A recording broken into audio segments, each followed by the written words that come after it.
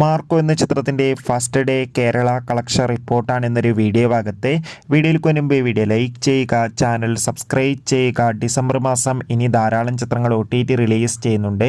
നമ്മുടെ ചാനൽ ഭാഗം പരിശോധിച്ചാൽ നിങ്ങൾക്ക് കാണാൻ വേണ്ടി സാധിക്കുന്നതായിരിക്കും.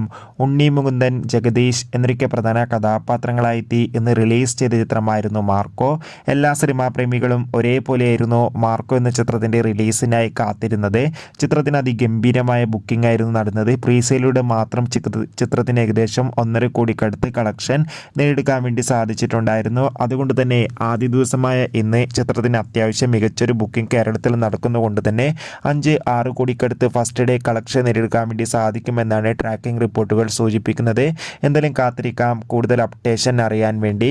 മാർക്കോ എന്ന ചിത്രം കണ്ടവരുടെ അഭിപ്രായം തീർച്ചയായും കമൻറ്റ് ബോക്സിൽ രേഖപ്പെടുത്തുക. കൂടുതൽ സിനിമാ വാർത്തകൾ പെട്ടെന്ന് ലഭിക്കാൻ വേണ്ടി ചാനൽ ഇപ്പോൾ തന്നെ സബ്സ്ക്രൈബ് ചെയ്യാൻ വേണ്ടി ശ്രമിക്കൂ. ബൈ.